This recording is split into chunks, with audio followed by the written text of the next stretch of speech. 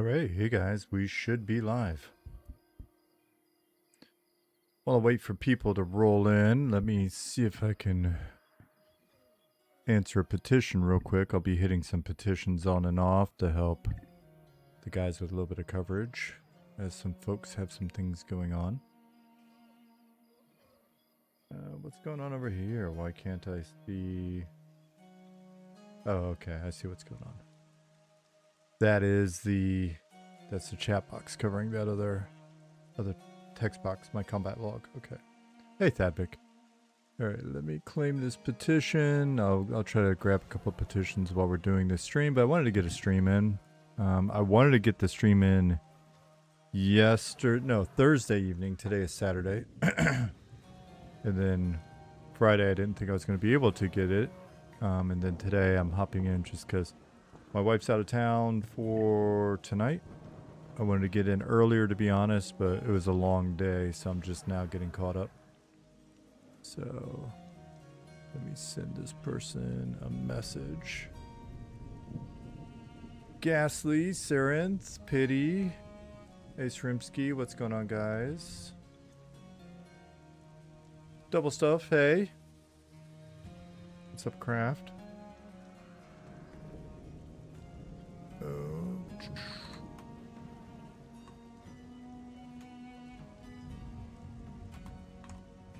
Hello, I have your petition.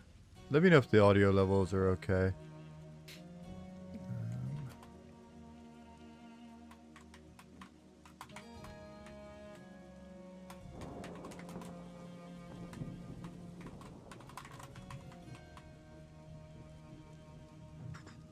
Classic EverQuest asks, what are the odds of getting a Stormhammer type server? What would you want to see? Like, why? What do you want?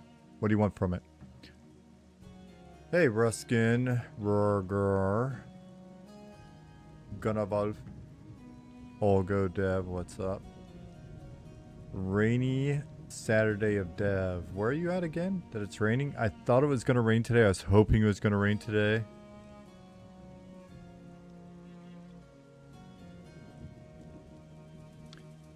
I didn't, when I wrapped up my garden work today, I did some volunteer work down at the garden community. That was kind of my morning and afternoon, was wrapping that up, and then it was starting to sprinkle, and I was hoping it was going to rain so I didn't have to water, so I'll have to sneak back out again tomorrow and get some watering going on if it winds up having not rained tonight.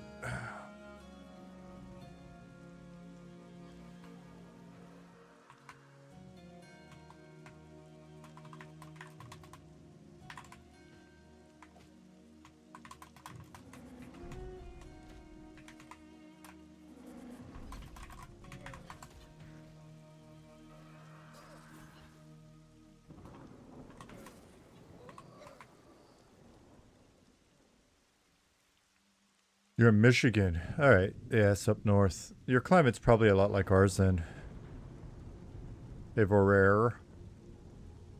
Gotta say, guys, it's always nice to see the familiar names in here. It's cool to see new names, but it's always nice. It's always nice to see the folks that have been around for a while.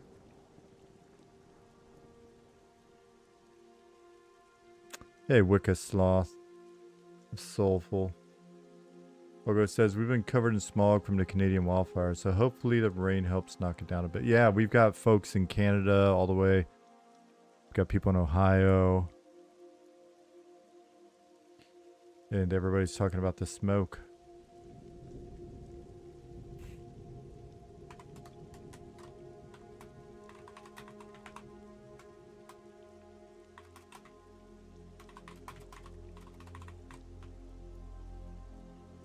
Oh man, answering petitions is cool, man.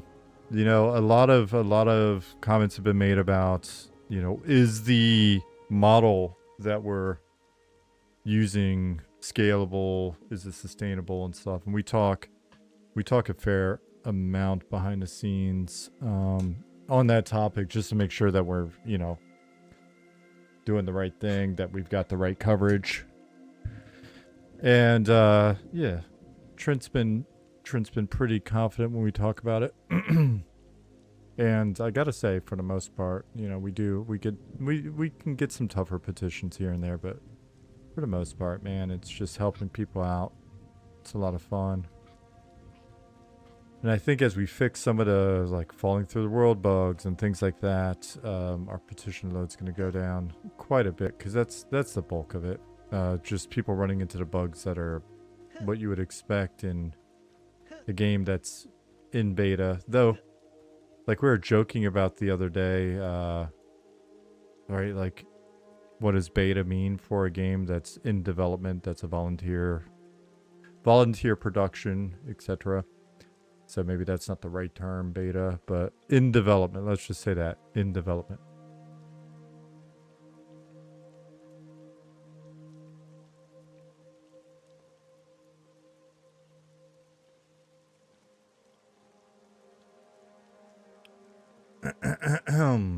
Sorry, let me clear my throat. Lake Travis finally filled up in Texas. Been getting tons of rain here. It's down to 60% last week. Man, I remember that off and on. I lived, I had a house in Apache Shores for a number of years. So I was right below Mansfield Dam. So our water level was always pretty stable, but I remember those days. We had some years where, you know, people were going in and cleaning up the lake because the water level was so down.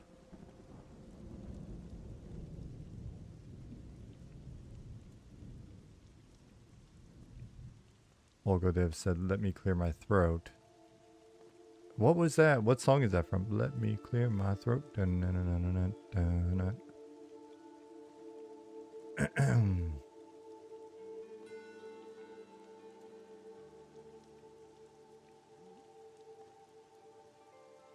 I gotta admit, it's probably the cigar I snuck out and just had before the stream. I was like, it's evening. I've had my dinner. The weather's pretty mild.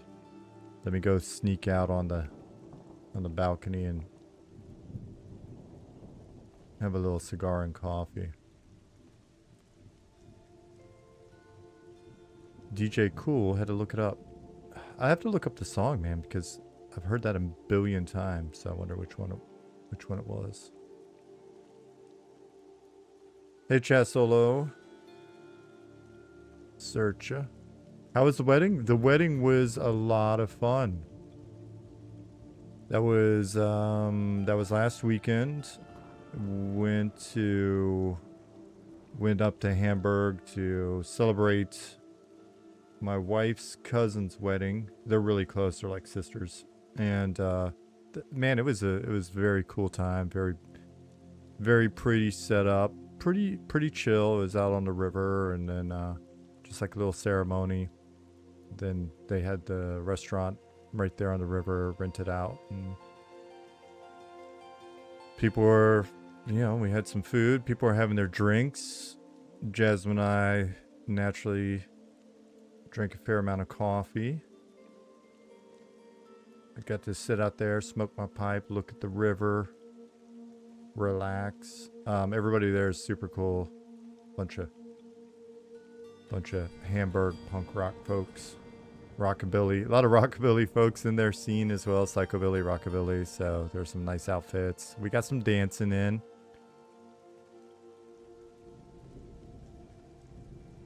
I like to wiggle and shake a little bit, so I was kind of luring my wife onto the dance floor every once in a while. Cause I don't care, man. Like, I'll dance. I don't need to.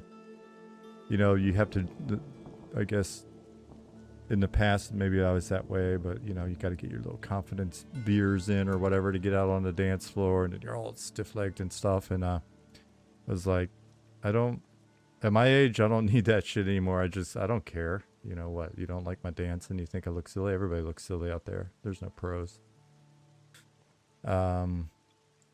So, but then afterwards it was kind of funny because my wife had off all week. So it's been one of those things where it's a blessing, but it's also one of those things where we wind up getting a lot of house stuff done or run around or whatever. So it kind of impacted my development time a little bit. this week, so I feel a little guilty, but it's always nice to get stuff done and hang out with the missus. But when we came back from the wedding, she's like, because I told her we just need to learn, you know, you can learn how to dance. There's videos on YouTube. So we're like picking 3 or 4 different things we can basically do together. And so we were doing that during the week a little bit. She has a tendency to like focus on topics and go deep. So she's researching the dances that she wants to learn. So that's fun. How's my summer going over here? It's been pretty good, man. I think it's about to get rainy again for a week, so we'll see what that does to the garden. The garden's like super lush right now, so things have been growing nicely. It's been a nice balance in terms of weather, so I'm hoping the rain doesn't jack stuff up too much. We'll see. Hey Bill, what's going on? Nice to be able to turn on a Sean stream while not at work. I appreciate that. I know the hours that I typically stream are kind of whack for a lot of you guys. What's up, Dark Inside? And Crip said, cannot wait to smoke a pipe with you. Yeah, man, it'll be cool. We'll either visit stateside at some point or eventually move. We figure if we ever get to a point where we can afford to move and like get a place or whatever, the thing that we're likely going to do is like to just rent or buy an RV and then maybe spend a year or so living in various areas where we consider moving to, get a feel for it.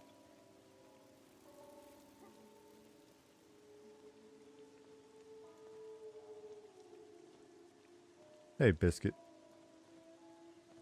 Playing Crimson Desert still. Oof. I have a long way to go, and I'm over 200 hours in. I've yet to even open it. I've got it installed. I've yet to even open it. People still RV with these fuel prices? Well, I mean, you're not like zooming around town, right? You tend to get to a place and then chill, and then you're either towing a more affordable vehicle of some sort or just hanging out in the spot that you're at.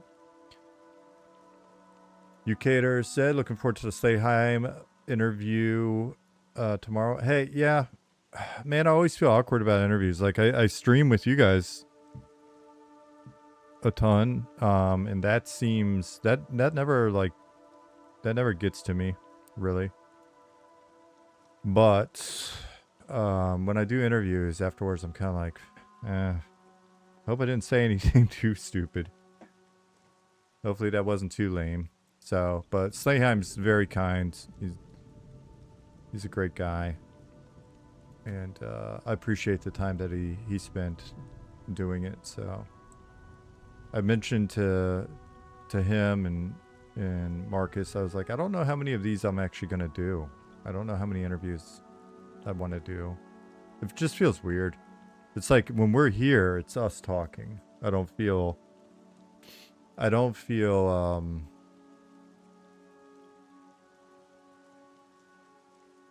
what is it? I don't know. I don't feel like a ham. It doesn't feel self-centered when I'm just hanging out with you guys, because I'm mainly just trying to see what you guys have to say. Do my best to answer questions, though typically it's somebody else on the team that's best equipped to answer the question. But then in an interview, it's like, it kind of feels like, am I talking about myself too much? Which is weird, because I think I say all the same shit that I say in the 2 interviews I've done. I think I've said it here like a million times. So, IGT said, I can't wait to smoke out of an aluminum can with you guys. Can't wait to smoke out of an apple with you. No, I don't do that. I used to.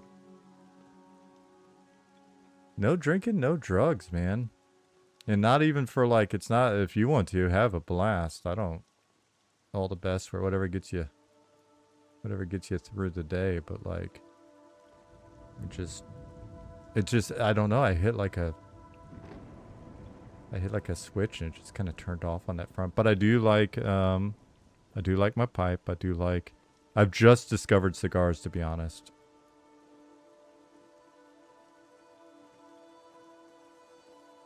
So, and it's just, I mean, it's such a easy, because it's like a hobby. It's like shit to collect, and they look cool and they smell cool and all that stuff. So it's just dude potpourri. Terms of service question: is an overlay OCR reader like Terrasec to capture combat data permissible? The answer to this, the no bullshit answer to this, is what we don't know about, we don't know about.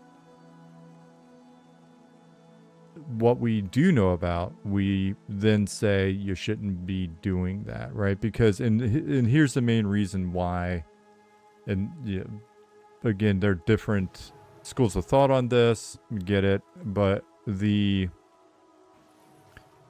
main thing we want to avoid with logging, beyond some of the, other things that you could potentially do with it, but the main thing we want to avoid is facilitating a culture in which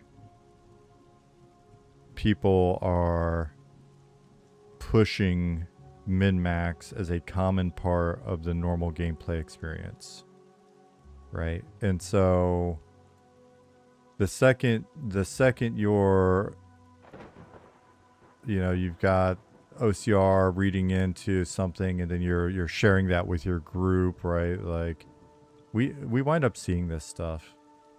So it's kind of like some of the things that get said in chat. If it's in a public channel, if it's in a group and you don't know the individuals, then you should follow the rules and be sensitive to the fact that we've got a broad audience and there's a lot of stuff people don't want to hear. But if you're in tells with your buddy, or you're in a group with, other people that you're tight with, or you're in your guild and everybody's tight,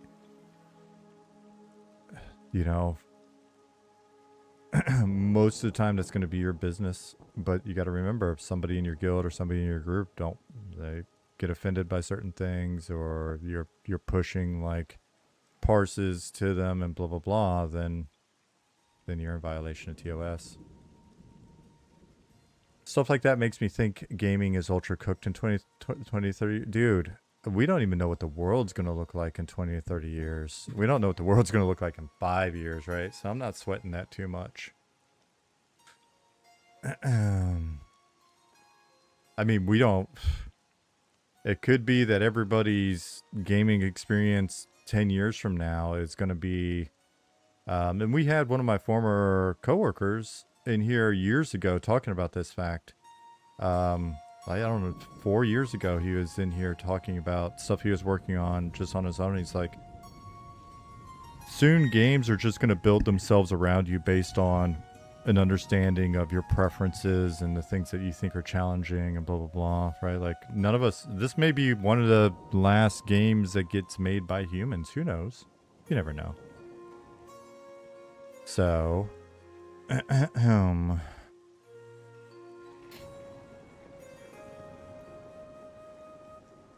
you never know, man. You never know what the future holds. Don't sweat it too much. We'll just kind of do our thing until it's pointless to do it.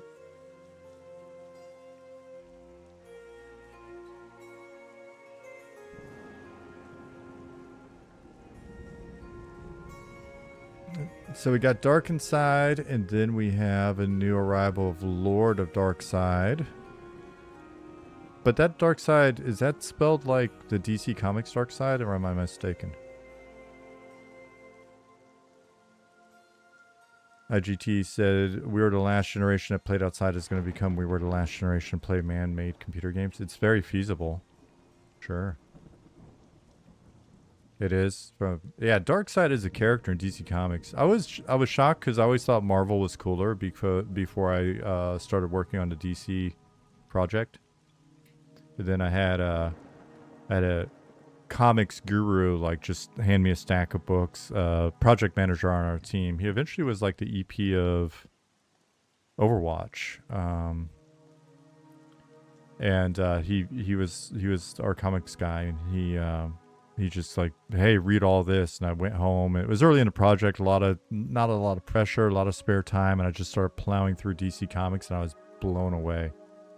Just some of the themes were so dark, and because I always thought like DC Comics was going to be hokey, corny, and man, there's just some dark stuff and crazy themes and serious topics and great writing and different writers with their own takes on things and stuff. I was really impressed getting to read all those comics during that.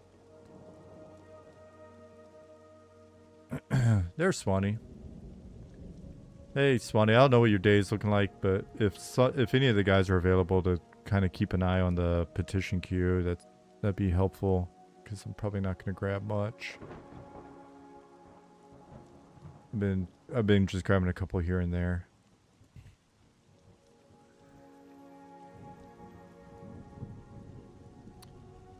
Yeah, during the DC Comics era that we were working on, DC Universe Online, that was like when 52 was going on, and Jeff Johns and all those guys were, yeah.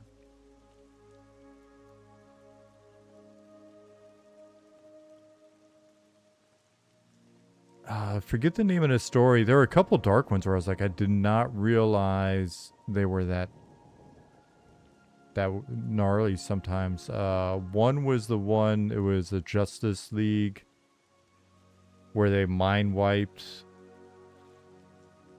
Well, it was basically, spoiler alert, but it's like a, I don't know, 30-year-old comic or something. Killing Joke. I was about to say Killing Joke is definitely dark, and it's like, oh wow, that's Oracle's origin. Wow, okay, gnarly. So Killing Joke was pretty dark. And then the Justice League one where they wind up mind wiping the guy who like sneaks into, I'm forgetting all the terms now. I'm so bad at like memorizing stuff like this. Where he got onto the, what was their space station called? Dude, I knew all of this shit back in the day. Like I just have this thing where I just like wipe stuff out of my memory sometimes if it's not necessary. Anyways, he got up there and assaulted one of the, I think she was a non-powered individual that was kind of like a couple that was up there and hung out with the Justice League or whatever, and then they had to deal with them, and like they were mind wiping people to sort of, people didn't have to think about what had happened again and stuff, and it was just like the ethical implications of it along with like what happened and all that. So it was like gnarly. Anyway, there's some good stuff out there. I immediately just started, when we got there, DC Comics didn't have like a lore Bible for us to work with, so I just immediately I created a database with like events and any sign that I could see in game, or if there was a business name or, just anything like that, which a lot of times were just inside jokes with the artists and the writers. Just started creating a database of like characters, events, locations, and all that stuff so that we could deploy as much of that as possible in the game.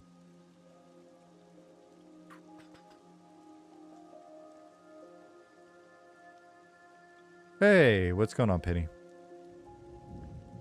Weekend stream indeed. Let's get some Sean answers. I'll try. I mean, I'll try to get answers for stuff and get it out a little bit better than if I don't have the answer on hand. For early access, will character names be global across servers or unique per server? Unique per server. It would be unique per server. Unless we change that for some reason. The plan so far is unique per server. And we've mentioned potentially tying name reservation to you clicking on the server poll. So just to try to encourage you to do that beforehand. And then for people that are just known members of the community, welcome to, if this sounds outlandish, other people, welcome to small game community sort of experiences. If people come in and try to like snatch up the character names of like known individuals within our community, then we'll basically confirm with the original, air quotes, original owner, and then get that name turned over so that there's like no name sniping and stuff. I'm sure there'll be all sorts of pain in the ass things that come up on that front.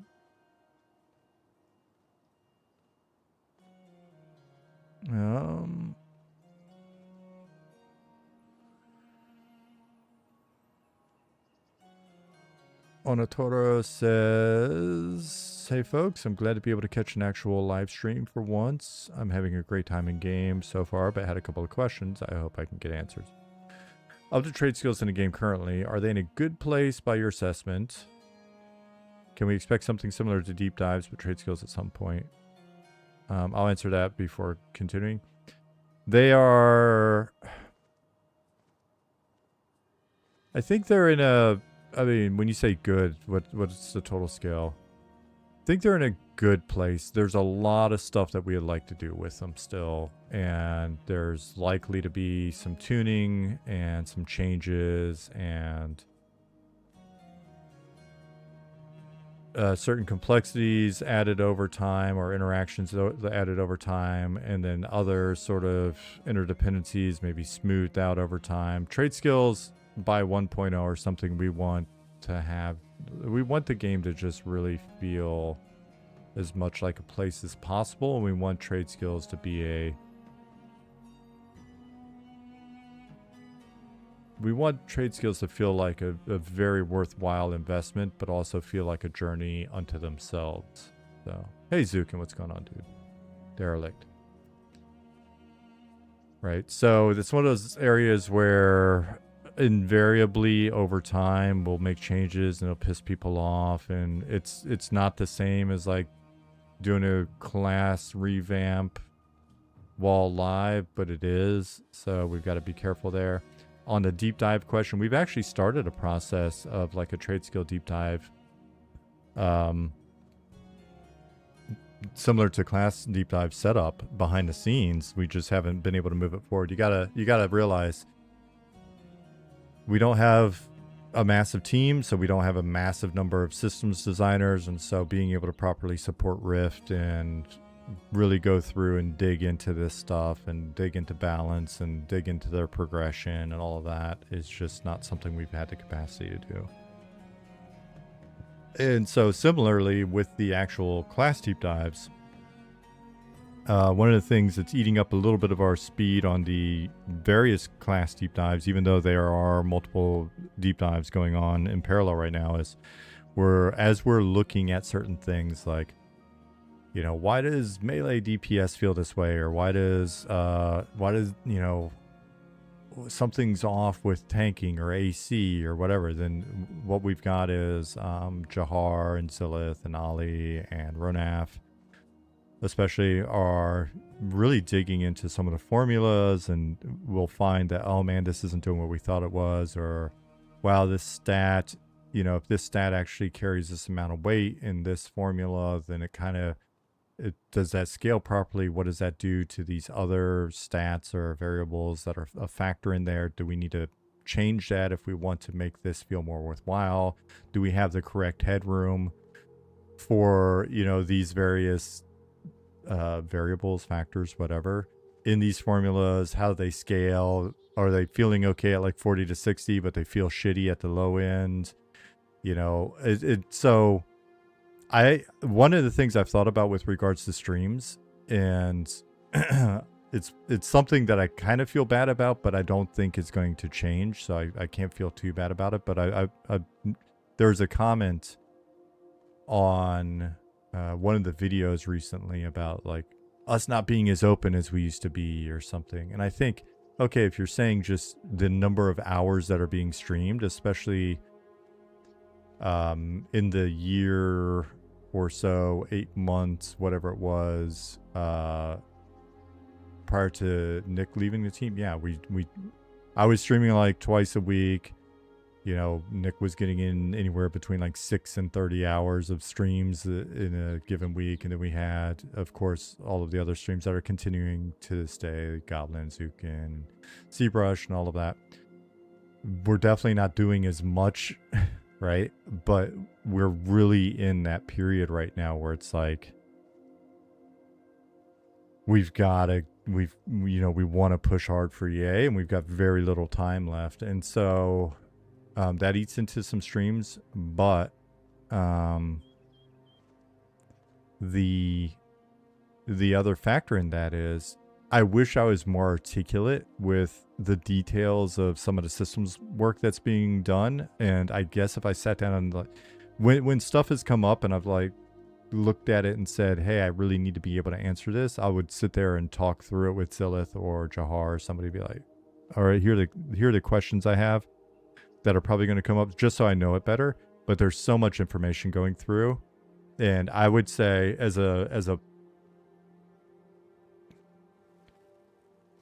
don't want to say this in a way where it sounds absolute. In my view, if you're dealing with somebody like me and I'm giving you every answer to everything, and there are some people in the past that are like the frontmen or the leaders of a team or whatever, and they do streams, if they're entering into a stream with the expectation that they're going to answer every question, that to me, given the complexity and scale of what we do for MMOs especially, they're either incredibly, like, they're one of the gnarliest people I've ever seen in the industry, and they are capable of knowing everything, or there's a chance that they're just trying to meet that expectation on stream, and the information that they're providing isn't as accurate as it could be, or isn't properly aligned with the team, or just isn't real, you know. And so I try not to do that. I've been in charge of a few projects, and my job is to make sure that answers exist, that the team have direction, especially when there is a lack of direction from like a specific discipline or whatever on the team. Essentially, anytime the team is not providing its own direction in different areas, whether it be an art director or tech director or lead designer or whatever, then if as a producer, then it's my responsibility to ensure that there's some direction there, right? And then I'm constantly working with people in order to try to understand what our direction is, while also providing like the North Star for the team. So anyway, when it comes to tech stuff, I wish I could convey the information that is like flowing through in Slack. And we've got a closed systems group where it's just constantly Jahar, Zillith, Ronaf, Ali, it's just going through stuff, and I'm easily impressed, I guess. I see some of the analysis, and they're running sims and building new tools, and there's new wonderfully colorful, beautiful charts and curves, and it's like they're digging deep into this shit and discussing things constantly in an effort to ensure that the foundation is as tight as possible, as good as it can be for the work that we're doing in areas like trade skills and the character redesigns and things like that for EA. So it's something where, at least based in my limited experience in the industry, right? I've only been on so many teams. It's some of the most impressive work that I've seen. Just through effort and collaboration and communication alone, but they're doing good, you know, whether you agree with the outcomes or decisions or not. I stand by the idea that they're doing good work. And so, but hey, What's up, Cad?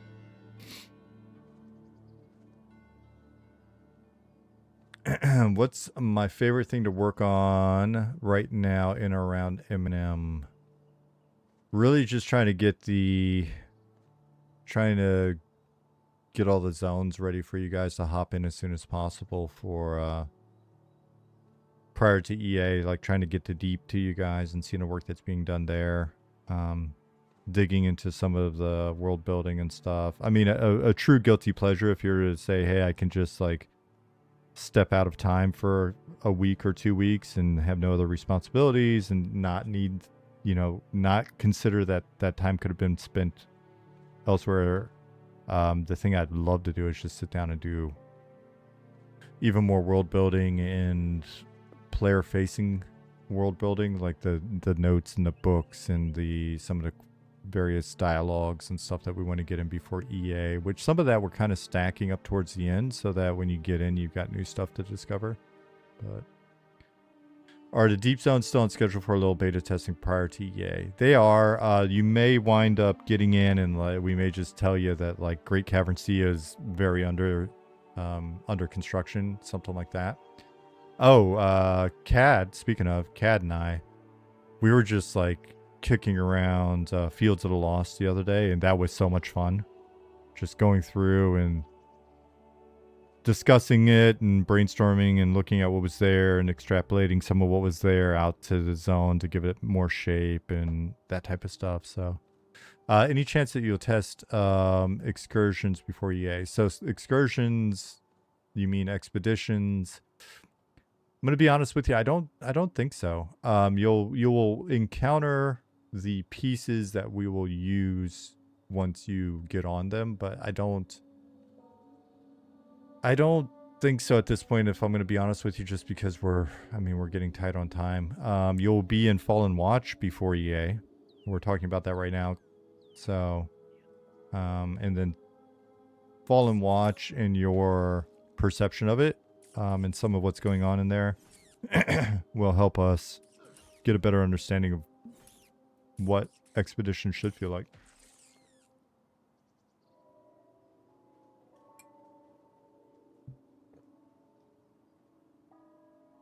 Just from a gameplay standpoint, like the moment-to-moment part of it.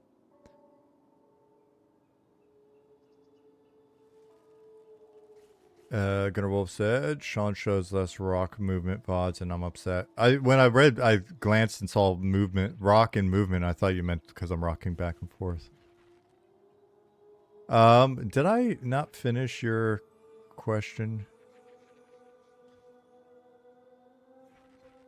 On a total related note, would you say that the in-game economy is in a good place right now?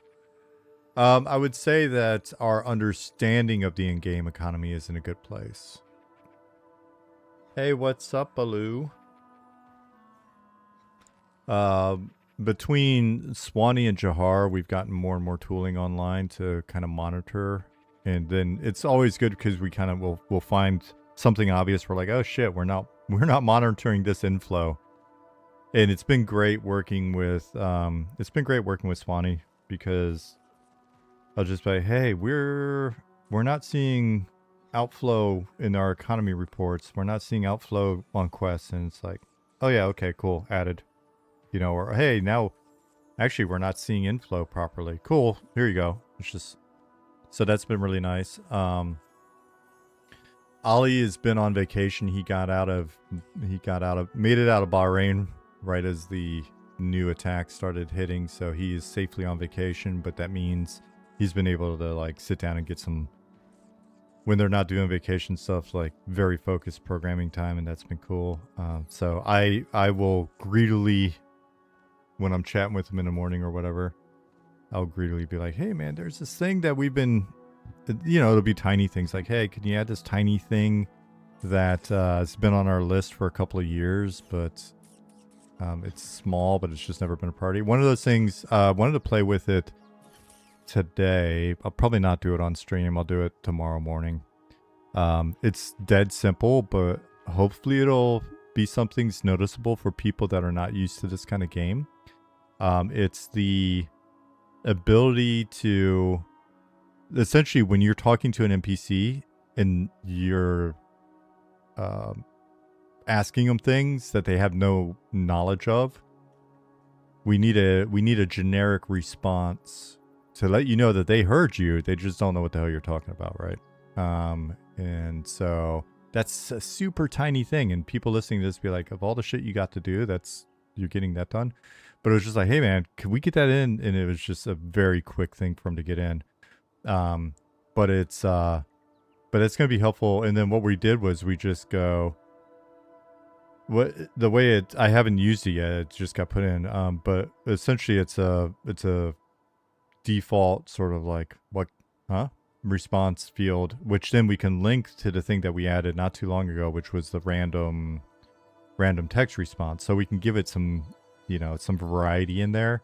And since the random response table that we had set up uses everything that the regular quest or dialogue table uses, it could be like shrugs or whatever, right? Animations and stuff. So I think that'll be interesting and helpful. We're working with a new programmer candidate right now. And he just put in anchored, like the anchored tooltip concept. Essentially we can have a box here that as you're kind of mousing over stuff will give you information just over in the corner. And naturally that'll be things where you can move it around or you can turn it off or whatever. We'll add those things in over time. But like some little things like that I think will be helpful for the new people coming in that are totally fresh to the game, and we'll continue to iterate on that stuff. Excuse me. Oh shit, I forgot because I'm not getting the alerts. Is my box updating? It is. At least that got fixed. So okay, Balmer, Ruscore 27, Flex Bump Chest, thanks for the follows.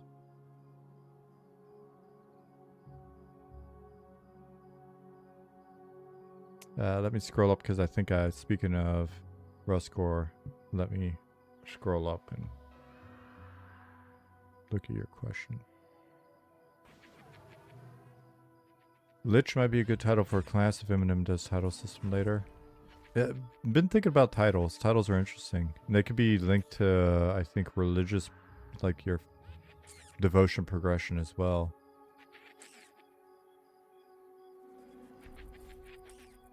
Biscuit said, issue really is that today's MMO player base is very different from where it was in 99 with EQ. Competitive bars and player versus the game anymore. It's players versus other players in PvE setting.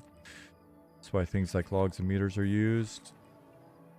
I would even go out on a limb and say the majority of player base for MMM is more performance driven than experience driven. I would argue against that one, actually. I'd be curious if that's actually true.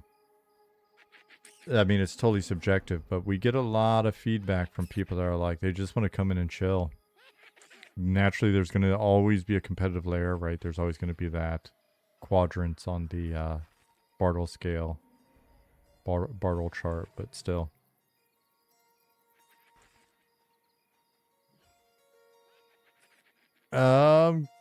Cowboy, I would say, speaking of, that's you right there. It's funny, I'm answering your question as you run up about Chewbacca.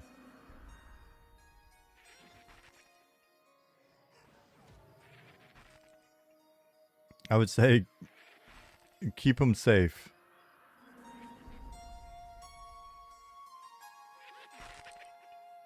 Ruscore27 says, I am new to Eminem. I played WoW since 2006, and as many, I am missing the old classic part. It was fun, challenging, and rewarding. I read that Eminem can become exactly that. Since I can't play the beta right now, I'm installing right now EverQuest since I heard it is good too. The graphics are similar. How does Eminem differ from EQ? Sorry for being a noob. Don't be sorry for being a noob. We love new people. The community can probably at this point answer that better for you than I can, because I will spend a lot of time on it. I guess one way to look at it is, what we tried to do is go back and look at what were the things that motivated the people making the early MMOs, and where were they coming from? What were they using as a point of reference? And when you look at one of the things that made a game like EverQuest different than other games is just the way that they, there were some things that people think were just a sign of the times, but I think those interaction models were just something that we moved on from because it was cleaner, less friction.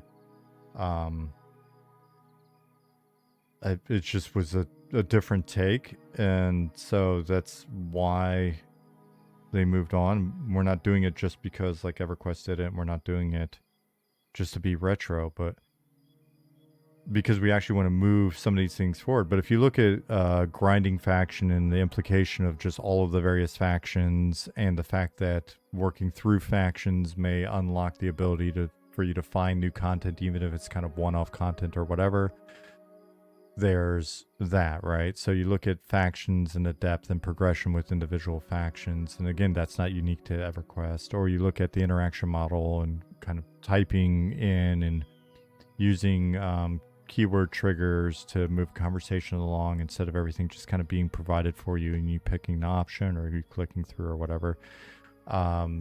When you look at the overall just sense of mystery and it feeling more like an RPG because it's coming out of like the early CRPG era or the MUDs,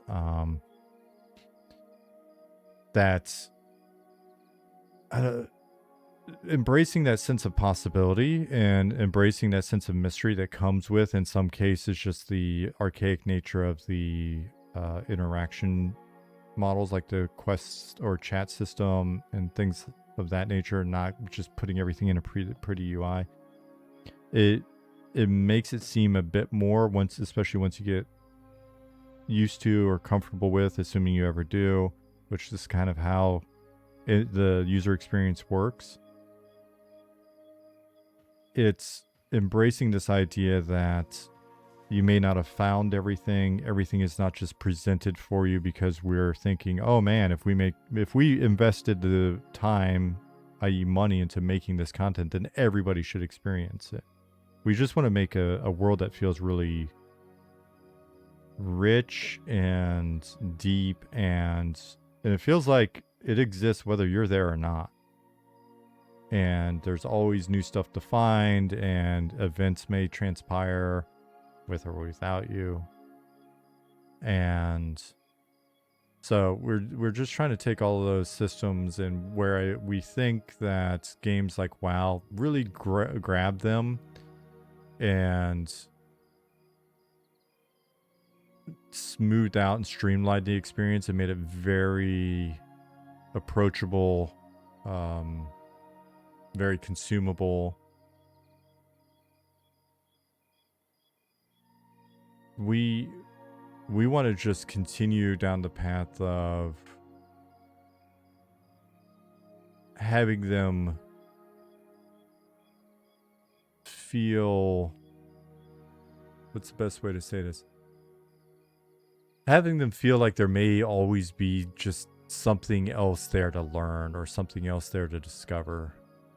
Right. And so what we're doing now is we're getting closer to EA, we're trying to make it so that they're a bit more approachable, but we're not grinding off those edges so that it just feels like it's, where everything's just there. You can't miss it, right? Like, yeah, I don't know. Probably doing a bad job of explaining it. I haven't answered that question in a while. I gotta get my reps back in.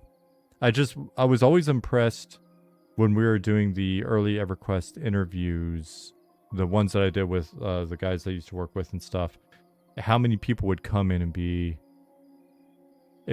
ask, were all the items discovered? Where are the quests discovered in EQ, a game that's been solved for, over 20 years? So it's like, how do we build more of that into it, even if it creates friction? Hate to poke the bear, but any word on raid rework? Could you set our expectations around when they might be back? There's no poking the bear on it. It's funny, the raid topic is turned into, and I mean, this is what happens. And bless you guys for it. Bless your hearts. There's always there's so much more drama on different topics in the community than that actually exists. It's just like there was so much drama. They just pulled them out. It's like, no, they just weren't finished. And we're like, you know what? If people are playing things that don't even represent what we wanted them to be, and it's creating problems for CS, and it's just like, all right, let's take them out, and let's work on them and get them in. We're making progress slowly but surely. It's something that Ali and I have been kicking around on, and we're gonna get more of it in front of the team. But yeah, we're working on it. It's just not the absolute biggest priority of all the. We're juggling a lot, so it's like we're just kind of chipping away at it. And we want to get different. We want to try to get some good representations of each of the different types of encounter in and available for the team to look at, for you guys to look at, because you've got to understand it's not just the existence of like a raid. So just putting a dragon in a zone isn't the goal. And when we look at our dragon, like if you look at Gadouge or something like that. So, oh, there's Ollie. Love Ollie. So if you look at like that raid, then we want to discuss what is the intent there, right? And these things are going to, in many cases, serve multiple masters. But it's okay. If it's an open world target, then we know it can be zerged. All right, that leads to a nice discussion of like, how do we mitigate some of the zerging? You know, what tools can we use and what tools do we not want to use, right? Like rather than just have it be like FTE locked to this, like these groups or this raid or whatever. Do we leave it open and then we're mitigating some of the zerging with more of a focus on AoEs or other factors, making sure that the effects of the AoE or other factors aren't things that can then be griefed so that you can't like zerg it with. So like a good example of griefable would be every time a player dies, it adds a new monster to the fight. Well, then you can grief the shit out of it, right? Okay, so AoEs for something like that tend to be pretty good because it's all right, you got to bring your healing with you, or you've got to be able to bring whatever mitigation with you. Do we care if it gets served ultimately? We tune it for like 2 groups. Let's agree. All right. So we got to pick that number. Is it 2 groups? Is it 4 groups? Whatever. So we say, okay, it's tuned for 2 groups with this sort of power level in terms of gearing and blah, blah, blah. Ability to sustain DPS or ability to sustain X amount of damage coming in. Then what happens when it dies? You know, is it, oh man, it's dropping 4 of a list of 16 of the best items in a whole game, and that's why your whole 60 level existence has been building up to this moment to kill this guy to hopefully get one of those items? Or is it, you know, it drops a couple of items that are as good as different rares, but now you don't have to go actually sit and camp those rare items, or there's some items that are a bit better. Are there trade skill components? I think we used the example in the past of you killed his dragon and now its heart stays there and it's a forge that can be used by any trade skillers that come up and, you know, have the skill to use that forge, and so it provides an opportunity for everybody. With Gadouge, does it change pricing levels within Night Harbor? You know, the dust dragon that's been terrorizing all of the traders that have been coming through the desert is now dead for X amount of time. So it changes prices in Night Harbor. Does it change all the prices or just certain prices? Does it make ore nodes more available while he's dead? So anytime he's not dead and he's back sort of on cycle, then everybody's kind of hoping somebody kills the dragon because it pushes those prices back down and makes those ore nodes more available. And then maybe while he's dead, there are certain other encounters that spawn during that time that are of different level ranges. Also, fewer dust storms. right? Fewer sandstorms while he's down, right? So it's like trying to look at some of that. Okay, so that's with a world boss. So the world boss has world impact. And so everybody gets a little something out of it. And then it's like, okay, what's the spawn cycle on it? What feels good? But that's going to be different than, say, a triggered boss. And that triggered boss could be anything from like the treasure map concept all the way through something like Pustulax. With a Pustulax, we saw like, I had just put that in as an experiment to see if I could get the mud actions to work and spawn them. There wasn't a lot of consideration on like, hey, the scepters, are dropping here and there's nothing else to farm or kill around it. So now you got high levels that are just kind of sitting on the spot and they can solo the scepter, the trigger droppers, and so then that's not fun gameplay for the people that are camping there, and the rarity is such that they're spending 16 hours sitting there with nothing to do. It's like, shit. Okay, yeah. It's obvious looking back, but again, Pustulax was just in because I was screwing with the trigger mechanism. I had handed that off and said, hey, make this guy, I was thinking, here's some ideas for the abilities or whatever, make it happen. And then it's just the abilities, those of you that have fought Pustulax, I would say like 75% of the abilities weren't even working the way they should, right? So it's like, so we want to go through and have a nice inventory of the different encounter types that we have. We want to have a good discussion on like what that means in terms of itemization or rewards. We want to have a good discussion on what that means in terms of, are there other world benefits, or does it trigger different content so that when something's down, new content's available, so it's not just a zero-sum game. We want to talk about naturally competitive conflict for those and what that means, right? So we've just been kind of like, it's one of the 15 contexts that Ollie's brains in at a given time related to M&M. And same for me. So, yeah. Anyway, does that make sense? If not, it's all right. Is housing available in Keeper's Bite yet, or is it coming near future? A good point.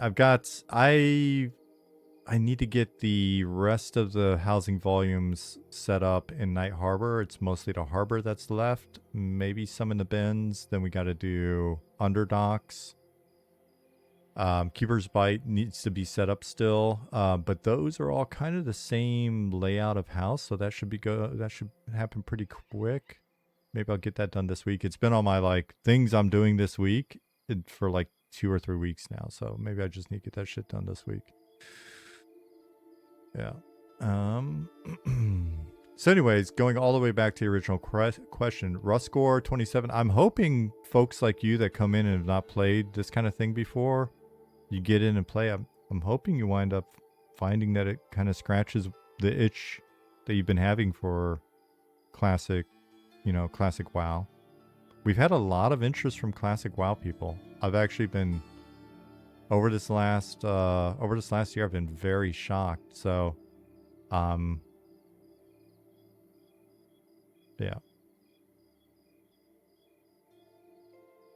Ruscore needs a beta invite.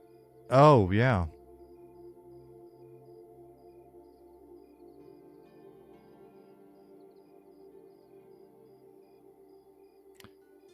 Robot, there's a lack of content for level 60 players in game. Player base is dropping every day a week. Can you please re-add rates to the game so we have something to do? Lack of content is not fun. Then, yeah, I mean, you guys are in beta. Lots of people are bored with the game. You're in beta. Stop playing for a while. We hope to see you at EA or whenever we put this stuff in. But, like, we're not going to drop everything and reprioritize just because of that message. It's okay. It's okay to stop playing in beta. It happens in every beta I've ever run. Usually a lot faster. So we're going to be, like I just said in the last bit, you may have just come in. You may have just come in. So if you did run back, probably starting the VOD at like 15 minutes in. Those of you that have like 500 hours in as well, and you're like, you know, running out of stuff to do, or you want to just, it's going to happen. One of the things that we can't do is just be like, oh shit, we got to drop everything because these folks are like getting tired or whatever. It's just, we can't. We've got other stuff that we've set as a priority. Like I said, we're chipping away at it. Fallen Watch is going to go live in the not too distant future, and then you're going to find a lot of cool bugs and and have a lot of feedback there, so that'll be cool.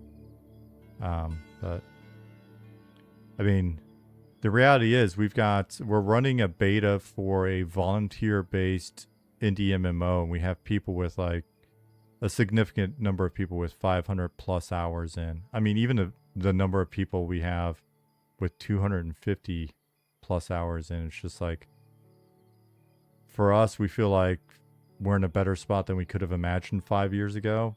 So you guys, one of the things that I'm going to be doing from now until we go into early access, and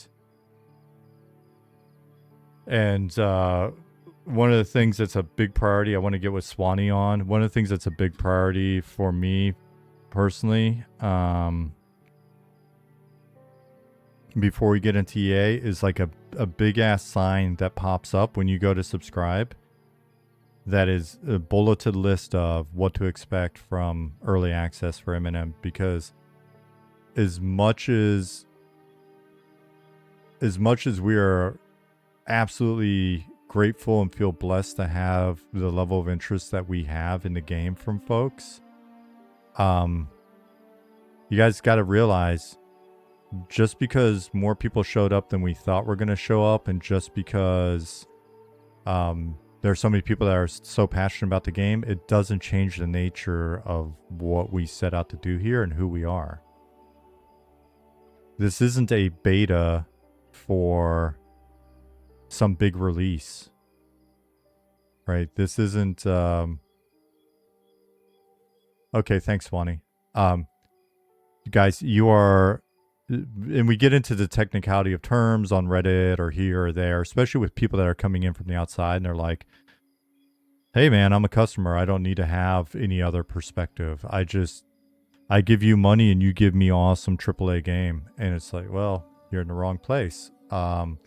This is a game that is in development. When we go into early access, the game is still in development. When we go into early access, the game is still being made, maintained, supported by a volunteer team. None of this should change. Happy you're here, but you know, when we tipped over the 20,000 mark on Discord or whatever, we didn't magically become a team that has funding and everybody's working full time. So we want people, you know, like, for people that are coming in, it's like, well, that's just not acceptable. Or the people that are hand wringing and they're very concerned, that's like, but you only get one chance to make a first impression. Well, then the game was doomed from its start, right? Like, if that's true, then yeah, and that may wind up being true, but that concern doesn't change the fact that, yeah, people are going to go in and they're going to pay us $15 a month for a game that's still very much in development. There's going to be bugs and missing stuff and stuff that we're refactoring and things that we wish we would have had in by EA but aren't in for EA, and people can go unacceptable and they can never come back again. Sure. But I've seen other games that were in beta for years and years, and then they hit 1.0 or release, and then a bunch of new people came and checked it out. It happened. So we'll see. None of this, you know, when I say stuff like that, I think sometimes people are like, how dare you?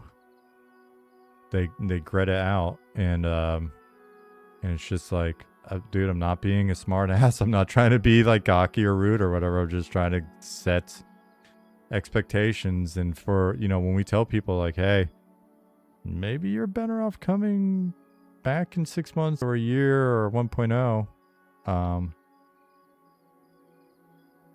then, you know, the rebuttal could be, well, but if you don't have enough people, maybe you won't make it that long. That might be the case as well.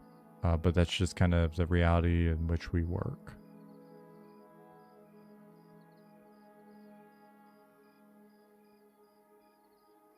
There's a lack of content for level 69 players.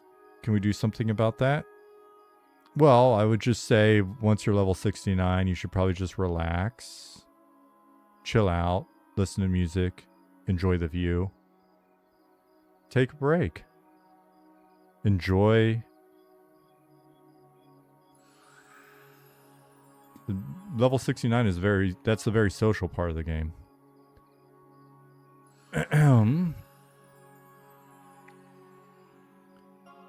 Sev Thread said, yeah, I easily have 500 hours and I'm not past level 40. Had no intention of rushing 60 when there's so many things to test outside of the in-game.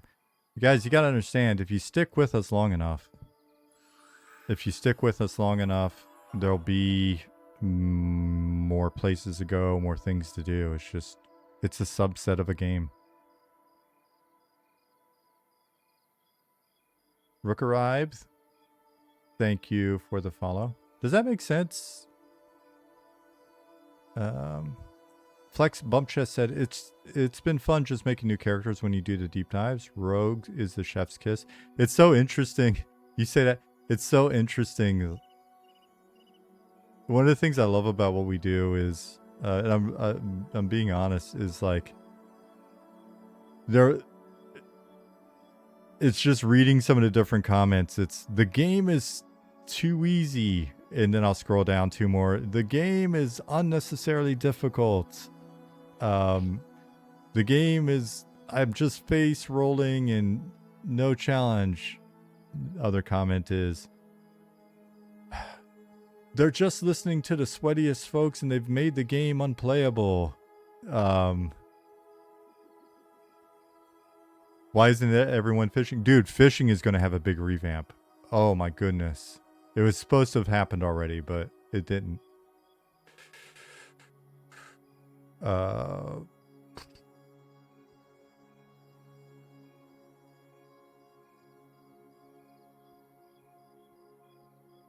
But yeah, we appreciate you guys supporting us. Somebody had asked, I can't find it. I'm not going to scroll around too much. Somebody asked about the merch store. The merch store will go live when we're live, basically. Are there any plans for more ways to combat an NPC with a damage shield? That's a good question. And one of the other things we've got to look at is just NPC, the prevalence of NPCs with damage shields. One thing will be to, ideally you're working with other players, and that gives your other classes some time to shine.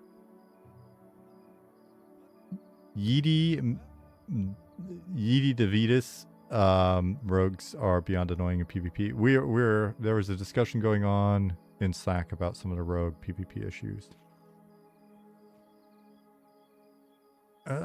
More seriously, how are you planning to take our money when EA drops? Do you have plans, or is that still being processed? Swanee originally came on the team because he is the man with the background in taking people's money online. So yeah, our payment system and stuff should be ready to go. It'll be a monthly subscription. We'll sell you merch. We may add a tip jar, if that's not considered too cheesy. That way people can be whales without us having to... Oh, crap. Speaking of O-Face, I gotta do something really quick. Not that one. That was nothing crazy, so if you want to go back and pause or whatever, you're not getting any crazy info. Here. Feel free to do it. I need this for my thumbnail because I had not many, but I had 4 or 5 people. I just used the nice flashbang. Sorry about that. I just used the the Discord image that you posted of that AI Discord image, I just had it up. It was just this still. Yeah, the thumbnail commentary was just like, I'm not sure what to think about the direction of this game anymore. I'm like, I literally just, I hit pause on YouTube and made a thumbnail like I always do, where I'm standing here doing something. And it was on screen. There's no, it's not, it was basically a dick joke. It was just a screen cap of a goblin orgasm face. That is the direction of the game, kind of, right? We've always been this way. Why are you like this? We've always been like this. I don't know what to say.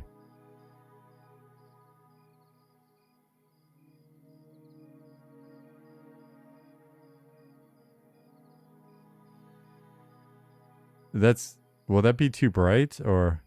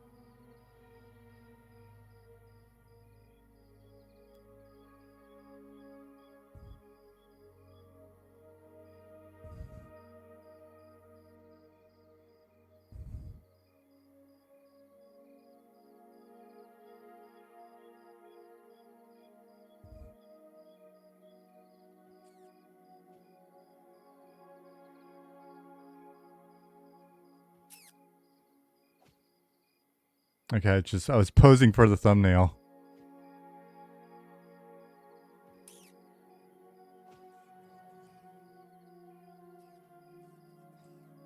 That is precisely what an AI image would say. Freaking busted.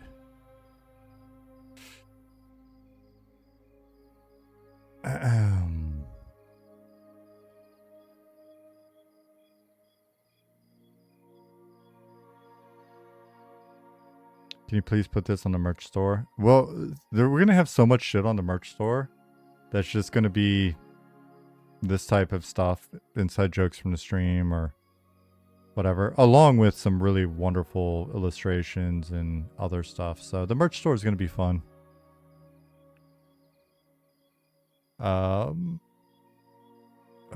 Maybe I'll get with Swanee and see if we can get I want to sit with Goblin and some other folks and get the merch kind of hammered out and the store updated. And I wonder if we can have the merch store up, but without the ability for you to actually purchase anything so you can preview it. Merch store with bigger fella sizes and t-shirts. It's all print on demand, so there should be plenty of options. Will the merch store open this year? Yeah, it'll go live with early access.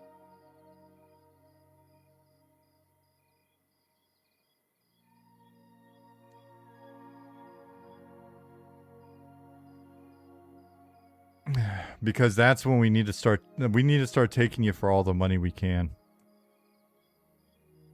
Remember, no box price, just a subscription fee, no in-game microtransactions.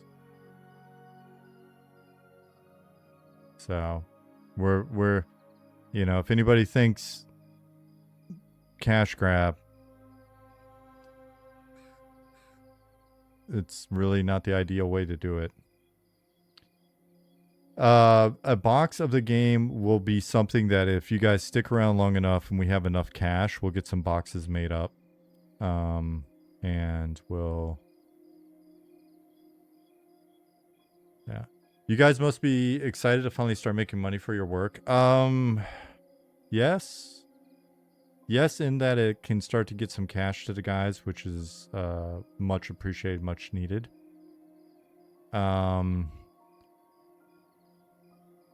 As as the fluffy poet once said, "Mo money, mo problems." Right? So there will be some there will be things that come with that will present challenges for us and present challenges for the team, right? Like, you know, there are various scenarios that we have to look at. Say we have money, but we don't have a ton of money, then we've got to work with the team and just sort of manage morale, because some people get paid and some people won't, right? So that's going to be a rough one. But that's always been the nature of what we do, right? That's always been a risk. If we've got a fair amount of money coming in, then there's also the fact that money may not last, right? Most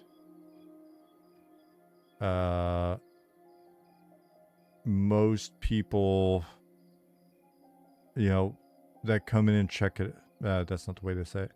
Most games have a 30%, even solid ones, you're going to see like a 30% sort of decay of the curve over time. Now, on the other hand, it's hard for us. I became a producer instead of staying a designer, becoming a creative director, because I tend to. It's not that I'm pessimistic, but I'm constantly looking at, all right, what's the worst case scenario and how do we prepare for it? And the reality is that unless we happen to just be a kind of game that more and more people hear about and are like, oh shit, I want to check that out or whatever. And we would love to start small and have our community either stay relatively stable or grow over time. Even if that meant starting smaller. People are like, why aren't you on Steam? Well, Steam, one of the main benefits of being on Steam is reach and discoverability in theory, right? We don't want people everybody that could play the game ever, the total addressable market. We don't want everybody that could potentially play the game to play the game in its current state. We want it to be something where, as the game continues to get bigger and improves and gets more stable, yada yada, that more people discover it over time or come back. So, the curve, I don't need to draw it. You guys get it, right? The curve it's either going to start as big as we're ever going to be and decay rapidly, sort of like early New World, where you see, or most big games. I mean, even looking at something like, what was it? Solid showing, but then had a rapid decay. You can see the stuff on Steam charts. So Helldivers 2, huge. And then over the course of like 2 or 3 months, you see like a 90% decline. So that could be us. Or I keep saying it, and people, you can argue if you want or whatever, but if you look at Pantheon's, like the retention rate, they did really well. It was like a 20-30% month over month decline after the first 2 months, if I'm not mistaken. Feel free to correct me if I'm wrong. And it's just, they're kind of looking for that thing that gets you to come back and, or stabilizes that curve. We could be that. And then the question is, do we keep working on the game when we're at our kind of low point or whatever? And then stabilize and eventually get it to a point where we can kind of do something, get people to come back and check it out. Or we could do kind of like early, if you look at early Eve's numbers or some of the other games, there's some great examples. I think Warframe and other people of, you just kind of come out and you're relatively small and you're relatively stable. You lose people, you gain people, and then over time you see some bumps as new things like new modules come out or whatever, and then it grows over time. I don't know. I mean, so I don't know, man. We'll see. We will know a lot about life this time next year. We are a PC gamer demo disc. You remember, dude? Oh, the old demo discs, even pre PC gamer.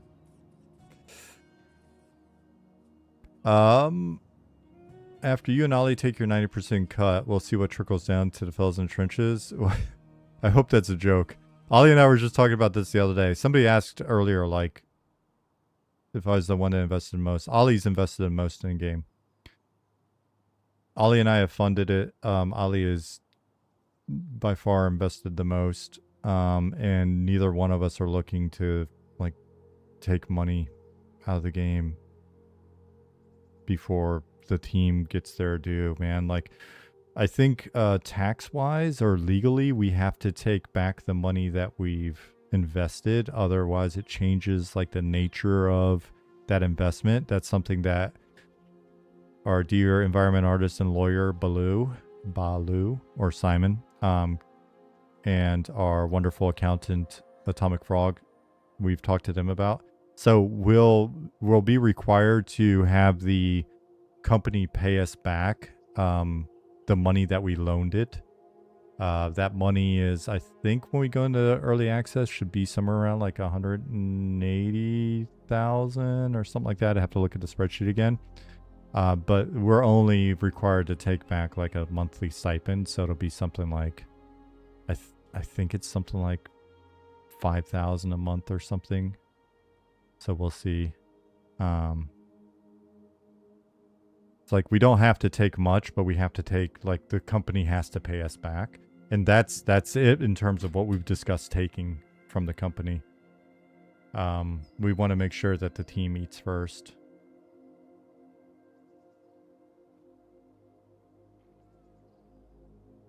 Penny asked a question: do you expect character lottery to continue all the way to early access, or will there be a character lockdown period beforehand? If there is a cutoff, what's the plan for people still waiting in the lottery? Will everyone receive a beta ticket before the testing ends? I think it's very likely that there will be people who are in the lottery pool who will not get a ticket before early access. And it is also likely that we just kind of, but we don't know, but we'll probably maybe turn stuff off before sometime before early access, whether that be a week or 2 weeks or whatever. And just kind of like lock stuff down.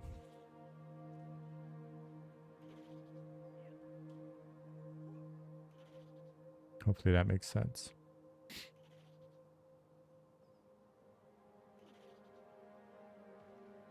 Will there be an overarching enemy story? We all end up working towards a common goal, like some big bad. There are a lot of big bads. And yes, some of that will be exposed. And then there are big bads and stories that are going on that may never actually be expressed in game. We'll see if this game lasts for 6 months versus 20 years. It makes all the difference on how much of the backstory you'll see. Big bad is just your perspective, man. That is the case with some big bads, but there are some very, very big, very, very bads that everybody worries about. So the deep is coming next week, right? What is next week, month, time-wise? Probably not. But we want to get it out as soon as possible.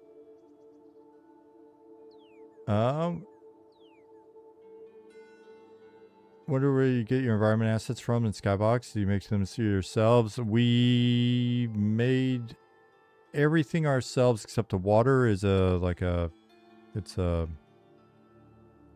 shader. It's an asset that you can then tweak and add in your own materials to and stuff like that. I might not be explaining it right. And then it's a ton of knobs and dials and stuff that allow us to make it look and do what we want. It's kind of similar. It's called Crest. And we've kind of been back and forth between Crest and Unity 6's new water. So it's essentially a tool that we use. The Skybox itself should be very familiar to you for,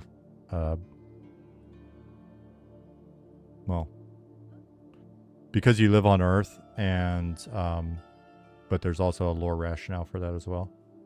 Is live M&M run by somebody from the team? No, it is run by somebody from the community, but we think it's cool, and we're aware of it.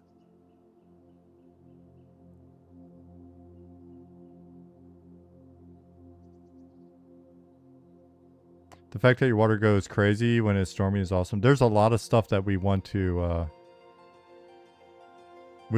do on that front over time. Daytime is mostly procedural, Ali said. I use some default Unity assets with some custom assets and some parameters. It'd be amazing to have such an iconic character in MMM like Furion V. Furion Levi. Yeah, I want to get more characters front and center. Again, that falls into the guilty pleasure part of things. Continuing to write up these guys and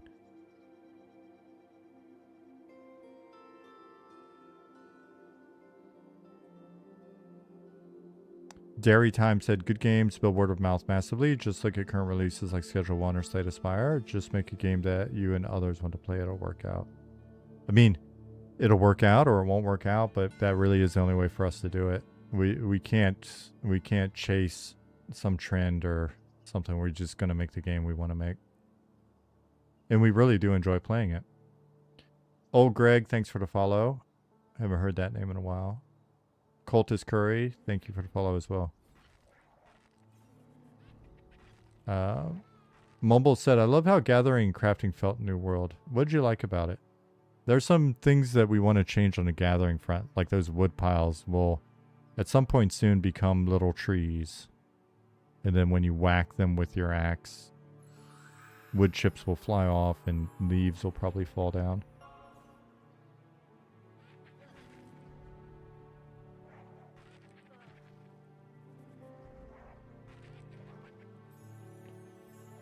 Icaros TTV said, sorry if this has been asked, but do we know when the next deep dive will be released? Before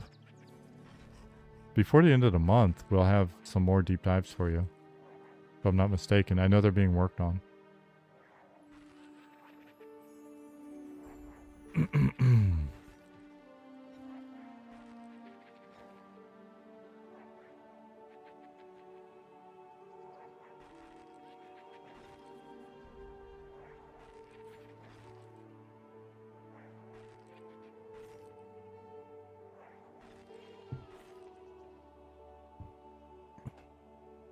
The sound design of New World is one of the things I've always loved. The way that the pickaxe hit the rock sounds like a crack that echoed through the area.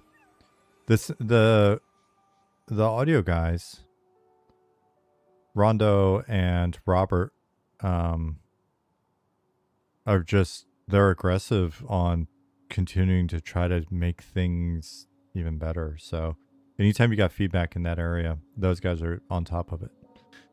Speaking of which, and now, shit, I feel bad.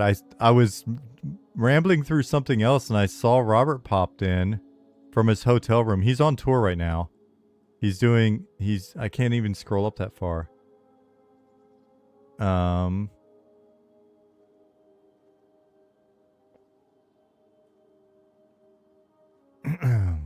I meant to reply and I didn't say anything. So I don't know if Robert's still out there, but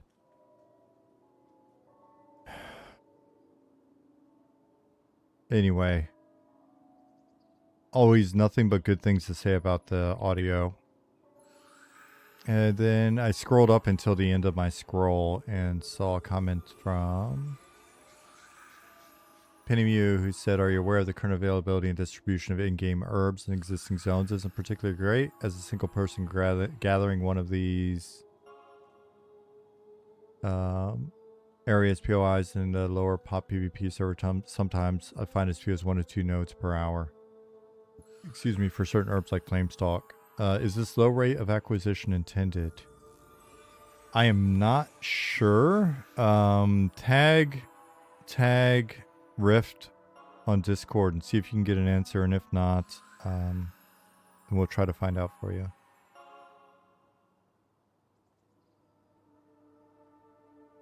Because while there may be some things that are meant to be rare, I don't know that all of it's supposed to be.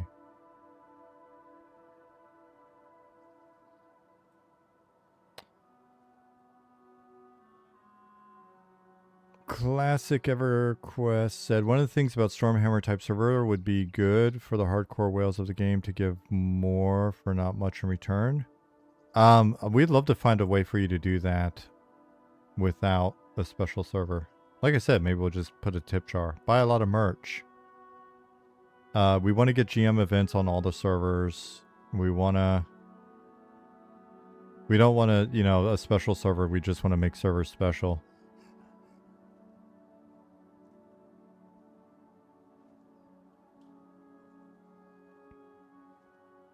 One of the things Santa Pask said, one of the things I really like about the game is when the mud feature actually works intuitively. We're looking at some of that both in the starter quests and in general. Loki has been hitting some of that up, and we've got some feature tweak requests for Ollie since he's knocking out different random requests pretty quickly. One of those is probably looking at how some of the mud actions work with regards to whether or not you need to hold an item on the cursor or whether or not the syntax is intuitive. So we need to work through some of that logic and see if we can just make it easier to use.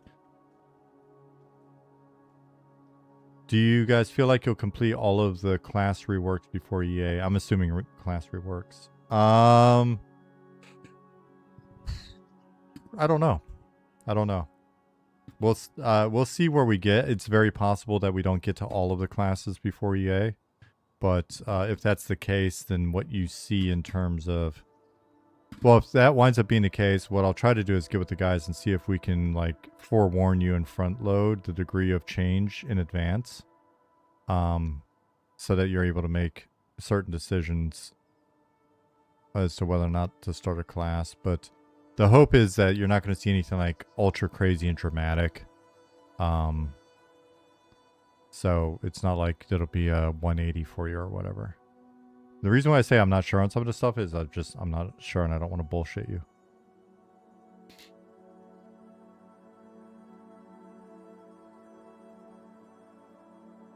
Frostbear TV said, not sure if you take class questions, but any thoughts on making it viable for clerics to auto attack instead of sitting while medding? We've been playing around with some different things on that front because I've played a cleric in the past and I enjoy playing a cleric, and I like this idea of there being like a, you know, a nice Yawp type ability or state or whatever stance that I can be in that allows me to essentially whack on some stuff while not feeling guilty that I wasn't sitting to med, right? So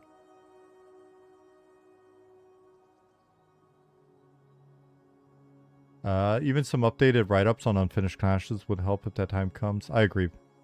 That is true, Pear.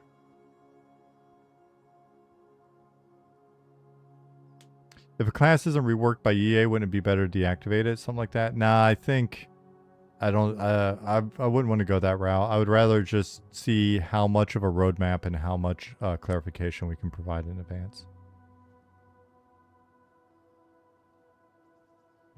The problem with MUD actions currently, as of the last playtest, is they still feel like an 80s DRM test where you have to input the correct password from the instruction booklet. Yeah.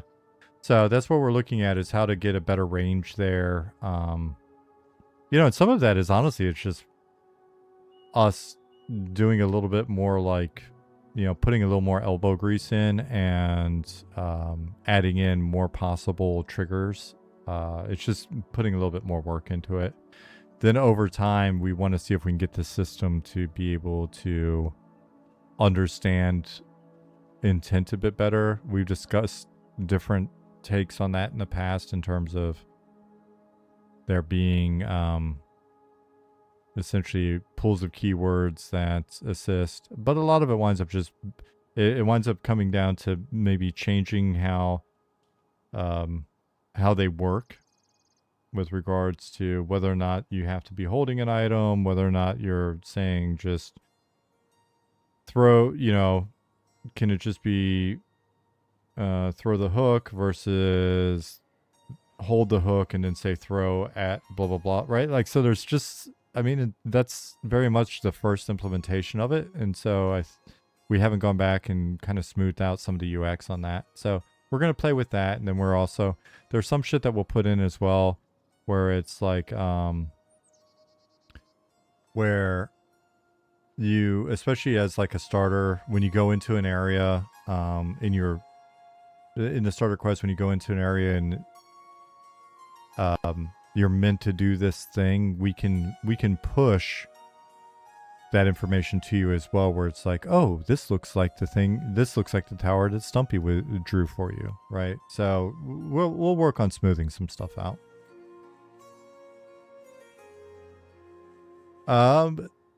Not a professional programmer, but it sounds very difficult to add a range of words that triggers an action. Oh no, it's just data entry on that. Here, I can show you. Zone mud actions.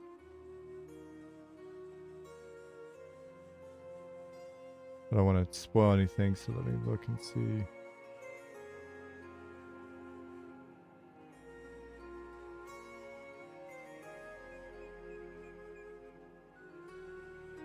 Right, so like right here in this one, we can add more and more of these phrases in, so that it kind of hits the range of likely options that you'd be picking. So then the question became, do we have a system that kind of understands, you know, certain range of synonyms and stuff like that? And I've read some of the online critique about, well, if you need this system that does this, why don't you just click the shit, right? Like just have a, you know, just have an icon pop up and then you push the button and it does it automatically. It's like, why do I have to type this bullshit in? Okay, I don't know. But yeah, because for some of us, it's kind of fun to,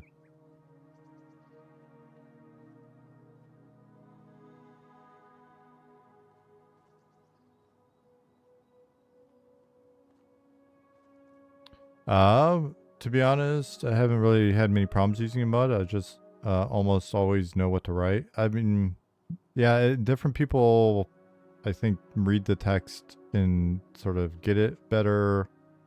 Some people are never going to be into it. Like some people just always rather just click the link and have it, you know, click, and then have the objective show up in a mini, like little objective list, and then reference the quest journal when needed. Or it's different people are into different things. So Mobile said walking up to an NPC and typing a string of one word keywords always feels strange. I mean, we could require you to type in a whole phrase, but that makes it even harder.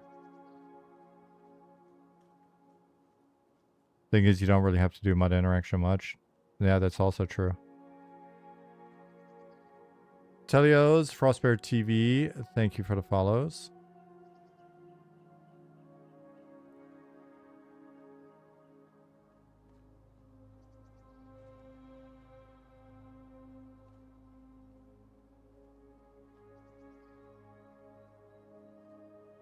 First couple of playtests in Night Harbor, I thought I'd never get it down, but since I've done a couple of the class quests in Felon Draw, I've gotten it down quite well. I love it. The Night Harbor quests are older, and since I did, I think, like 12 of the 18 or something like that, I can say without feeling too bad that some of them aren't the smoothest, so we're looking at those right now.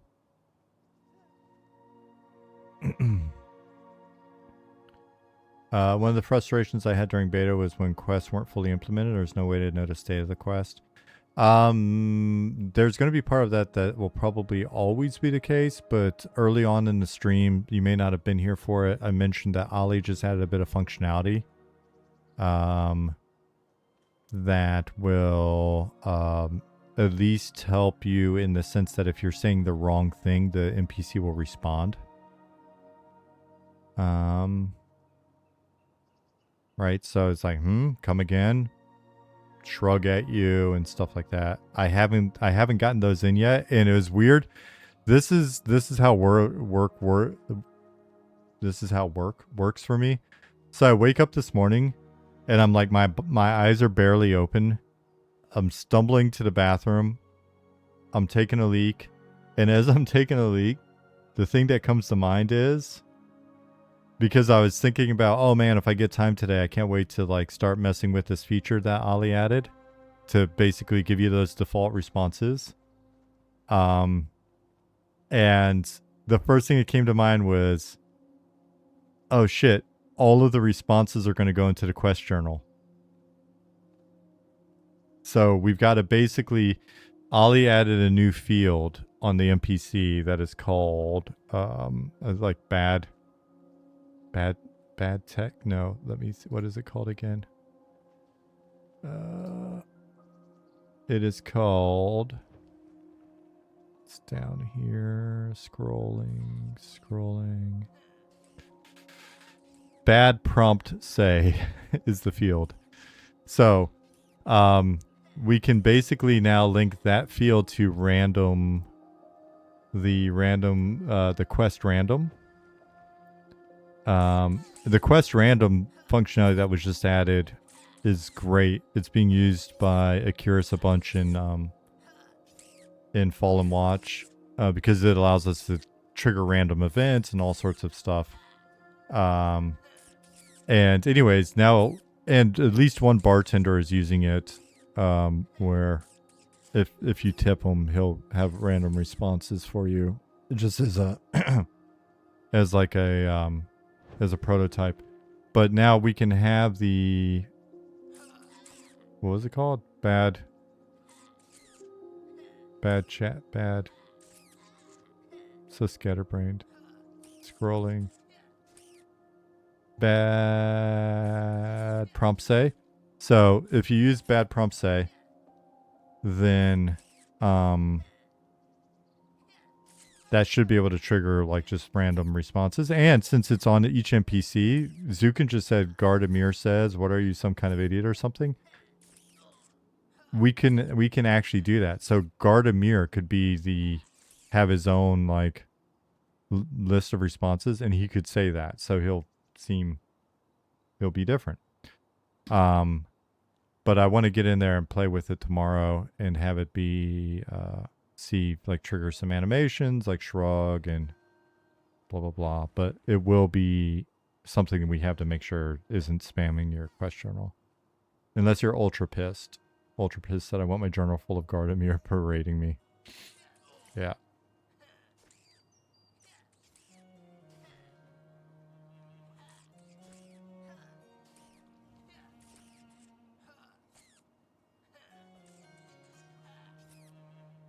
It'd be nice if unfinished quests had some type of indication.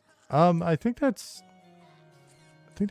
probably doable, but it's going to be dependent on whether or not you are saying certain things to them. Definitely some room for improvement in quest journal when it comes to readability. Yep.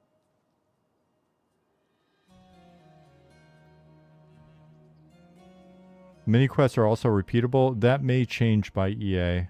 We may be making some of the repeatable quests non-repeatable. We kind of like abstained from adding that functionality for a long time, but that'll be in by EA.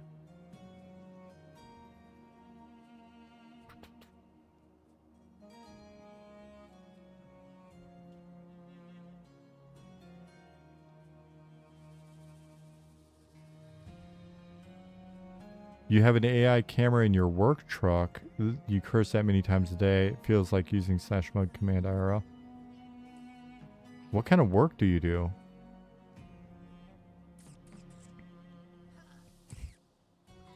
He's in the NSA.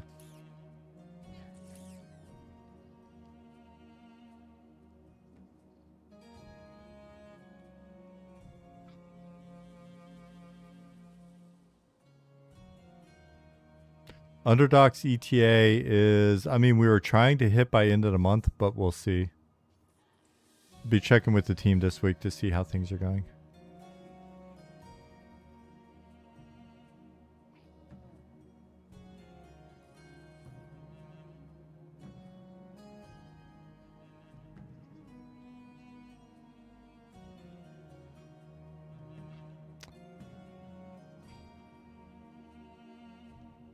Matsurugi said, no, I drive overnight for UPS. They just constantly bitch at you for taking a drink of water, etc. Your truck does?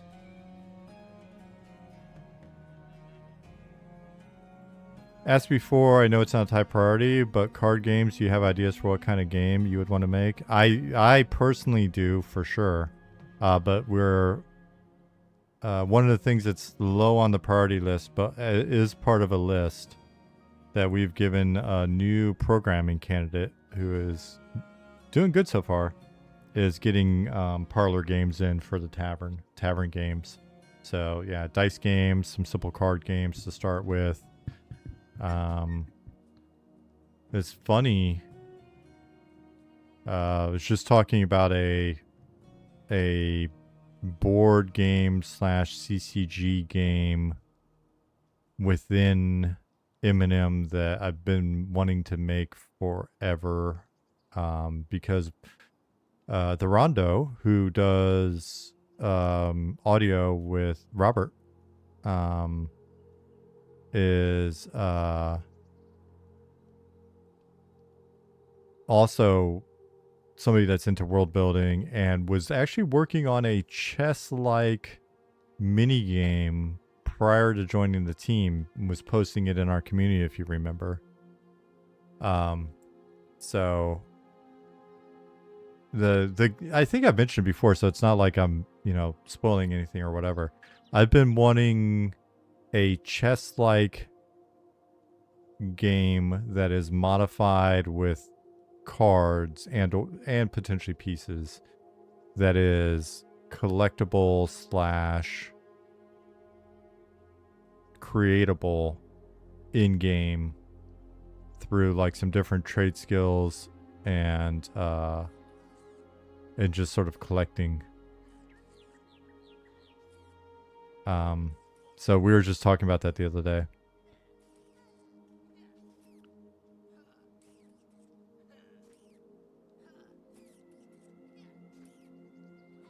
I get that some people think that like alt tabbing to check out maps is a bad thing, but it's like the reality is you're gonna alt tab for other stuff as well, right? And I've just got to say, like Ali and I have talked about it forever. We love wikis for games. It's just a cool thing to. I just think it's the coolest thing in the world to look and see that there's a wiki and that stuff is gathering there, and seeing different people's takes on stuff, looking at like Chaz Solo's maps versus Maggot's maps versus, right? Like, without a doubt, there's stuff that we could do in game, and we've talked about putting maps in game in some form at some point. But the fact that people are going to out of game resources, it's odd because I think that gets overstated when it comes to certain topics, and then people forget about all of the other places where it's going to happen, right? So like people will mention the map thing specifically. Having to go to an external resource for the maps is like a bad move. It's bad design. But I wonder how many of those people are still going to go to an external resource to look up quests if they can't find them, or if they're just curious, they're going to look up items to try to like figure out, well, what's a good item or for my level range, which often leads back to quests.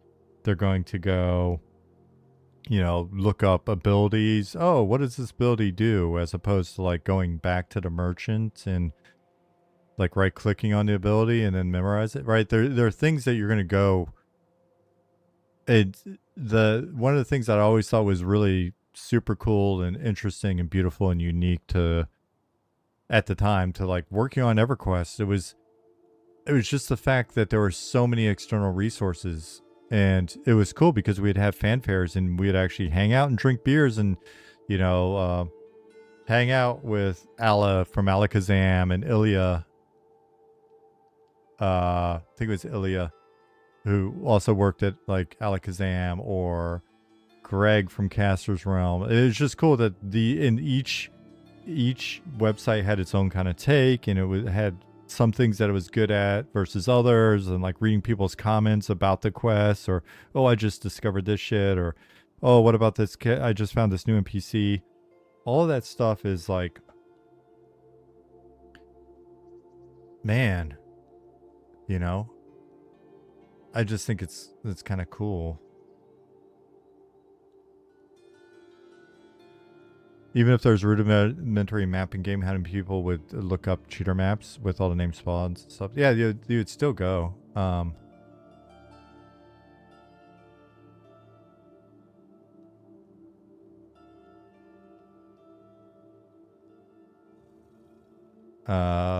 Lore about the lore is also cool.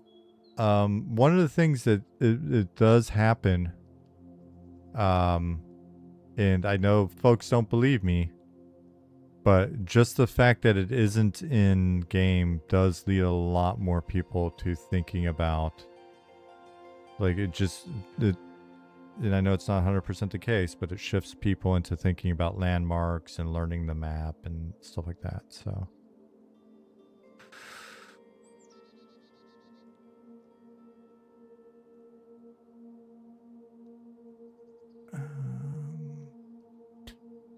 Swanee said, if the card game does well, then we get to race our yachts. Probably not. Monsters the Gathering or Memories 40K.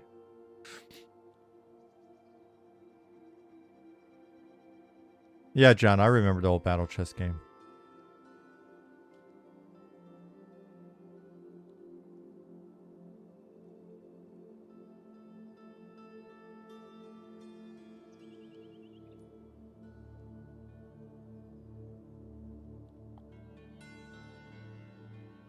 Chess Balatro would be fun. Balatro was the game that Rondo and I, Rondo had brought up Balatro when we were talking, and I was like, oh yeah, shit. We were all just talking about it, what, a year or two ago. How come the bread rolls look like tortillas, killing your immersion? JK.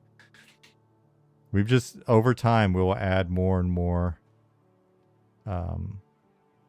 icons. So, not all your bread rolls will look like tortillas.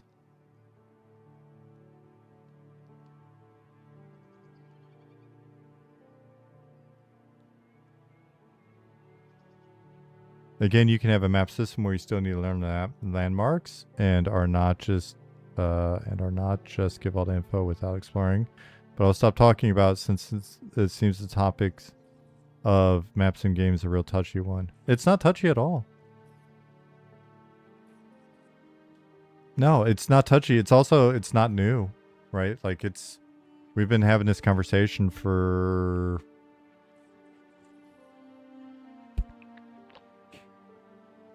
I guess probably more so 3 or 4 years out of the 6 that we're heading towards.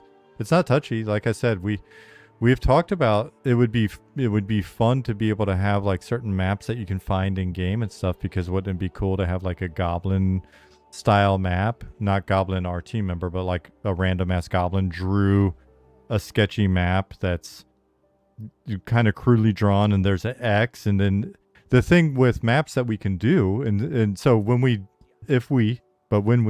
eventually put like some sort of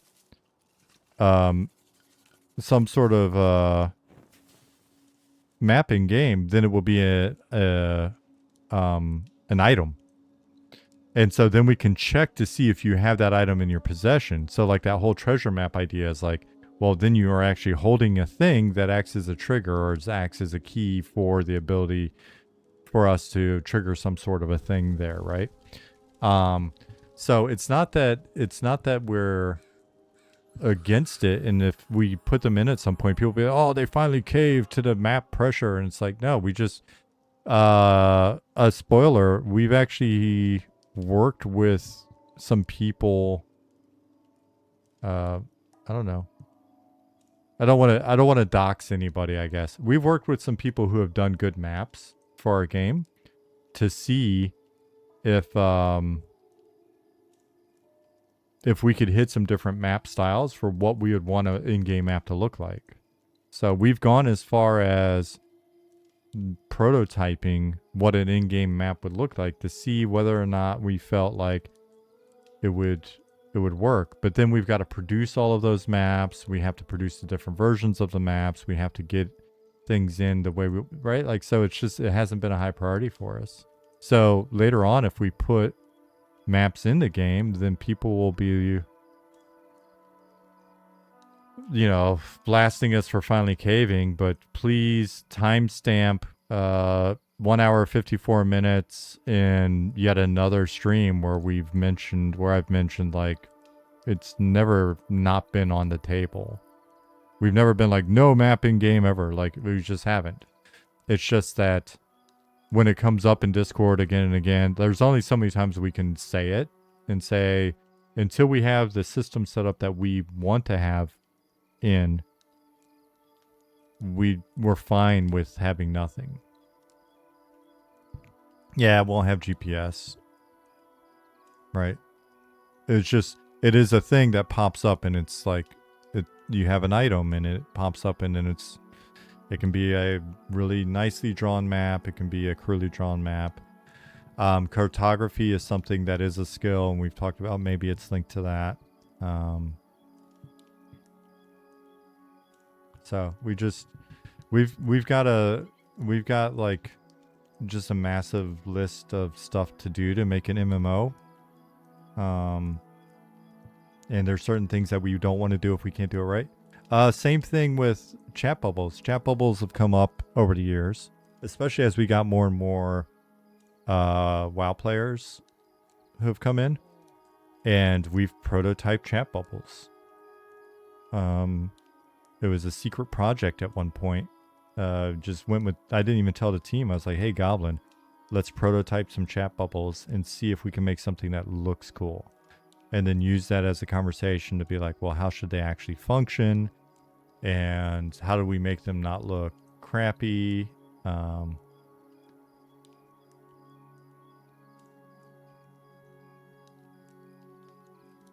That response now is a very big difference than we like wikis and maps in them, and you're going to use wikis anyway for other things. They're not mutually exclusive, Mumbles. I don't think so. Maybe I'm wrong, but I don't see them as being mutually exclusive. What I'm saying is, we'll put both statements together. We like wikis. People are going to be using wikis anyway. So in the meantime, until we have an in-game system that we like well enough, we have zero problem with people using wikis. And if anything, we like wikis and think they're cool. You know what I mean? Mumble said, love the game though, just giving feedback. Yeah. Like I said, definitely not a touchy subject. No offense taken on my end. If I ever sound that way, it's just because it's my face. It's weird. My dad spent most of my life until he passed. My dad was always like, my mom would be like, Matthew, quit being so grouchy. And my dad's like, it's just my voice. And I feel that way a lot of times. I'm like, it's just how I talk. I don't. Yeah, so like something like chat bubbles, if they went in, they would be optional. They would not be on by default because, again, honestly, my view is like,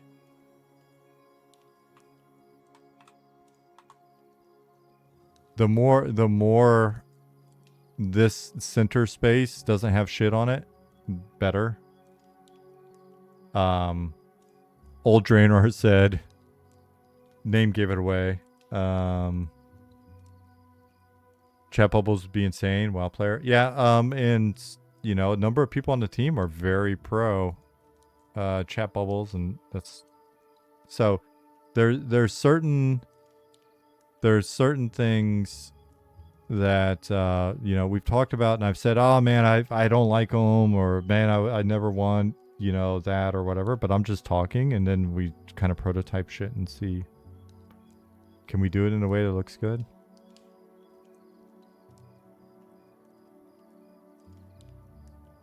I remember I mentioned in a video back in April of 24 that the cartography system was mentioned and would be cool. Even mentioned trolley goblin maps. It's always been there. Chinny said, yeah. I mean, it's been a common thread. One of the cool things about having like 1,000 VODs posted is I don't know how you ever find this information. Maybe AI will help, but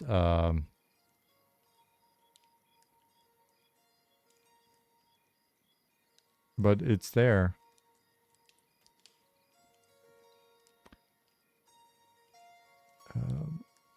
Um, Oompa X said, I do notice people turning off names, guild names to reduce clutter. I think I was watching Quatos' stream the other day, and he had like nothing turned on. I was just like, oh, that's beautiful.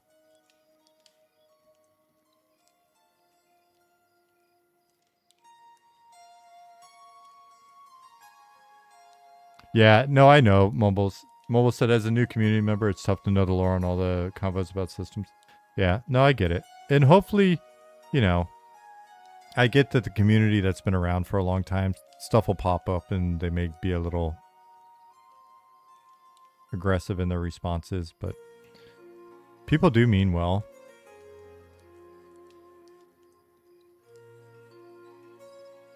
Has party voice chat ever been considered? I think we've just assumed that the parties that want to voice chat, probably using Discord. It's always healthy to assume good intentions, especially with this community. I mean, I hear the occasional like comment or whatever where people are like, "Oh, their community's toxic or whatever," but I haven't seen it, and our community tends to be pretty nice, especially given the size of it. All right, guys. Speaking of, I'm running out of steam. Is anybody else on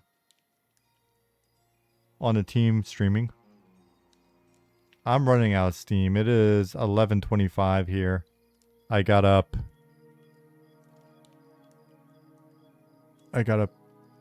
It's a Saturday, but I got up at 7 to go do some volunteer work at our garden community, help clear out this lot.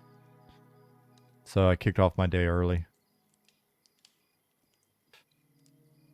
The people that are resistant to change, Mumbles, it's not that I think you're running, not saying you, new people run into two things. One, it's just one of the byproducts of being open development is we've been talking about these things with the community for going on 6 years. So,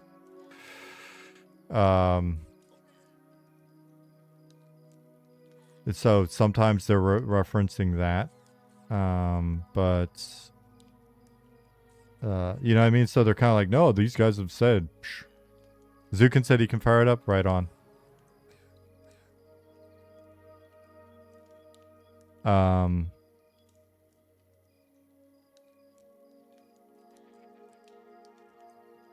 Any plans to change drag corpse, such as click once, get the corpse, click again to release? Clicking 1,000 times across the zone is painful. It's possible. That's one of those ones where I'm... Yeah. But then again, I'm probably not dragging as many corpses as some of you, where I'm like, I don't know, it's kind of, you know, the clicking is an active thing and it keeps me present in the action and blah, blah, blah. But it could just be... It could be lame. So... Maybe that's one of those things, you know, I say stuff like that and it's never meant to be like, no. Guys on the team, don't let me forget that one. Let me know if you have any thoughts. And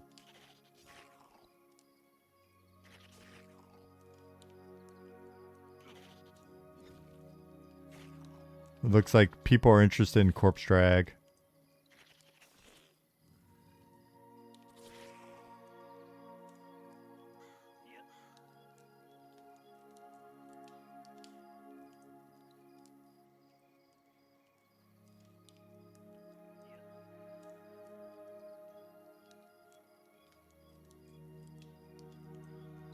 Oh, Ali said it's one he's wanted to prototype forever. There you go.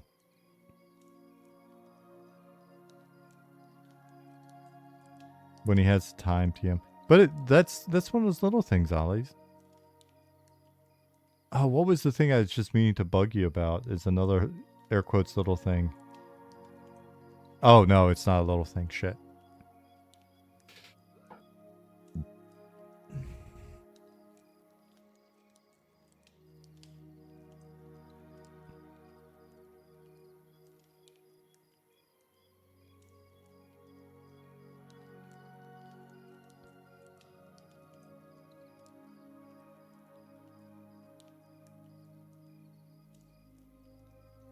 Maybe Gobble Corpse.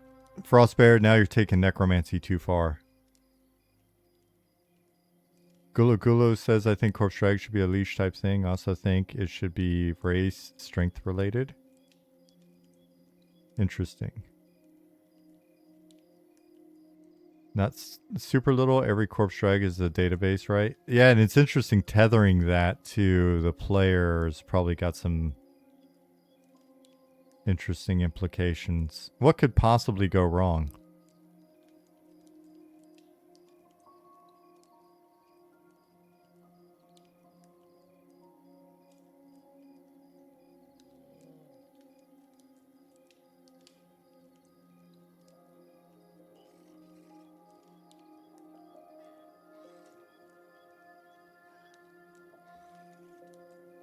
Zukin, let me know when you're live and we'll get out of here. And apologies again, guys, for only doing one stream again this week. I thought for sure I was going to get 2 in, but like I said, I'll try to get more in so that you guys don't feel like we're not being as present as before. Okay, Zukin is live, so we're going to raid Zukin. Everybody stick around for that. And see that you do, mister. That just reminded me. I'm not even going to get into it. The stuff people say on the internet. All right. Thanks for being here, guys. I hope you have a great rest of your weekend since it's only Saturday. Those of you that are hanging out up in the smoke, be safe.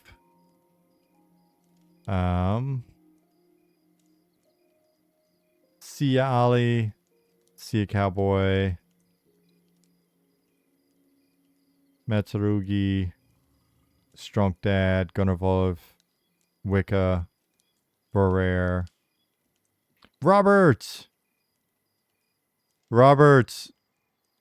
I was wondering if you were still there. Sorry I missed you earlier when you popped in. I saw it and I was in the middle of talking. I meant to acknowledge you. But hopefully you heard we were talking about you during the stream. I hope you had a good show. And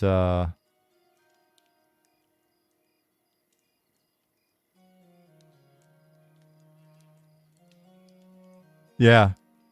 It's Turrican's fault that I didn't stream as much this week. But we had a lot of work to do. Turrican 2006 is my garden neighbor.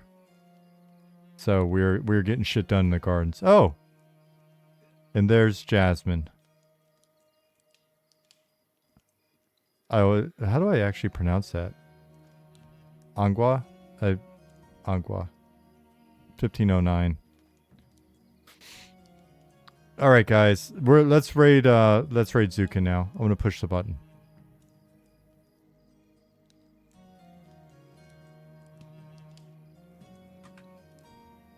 Zukin Sculpts raid incoming. Everybody have a great weekend. If you're saying bye, I'm probably missing it because I don't know how to work Twitch after 6 years.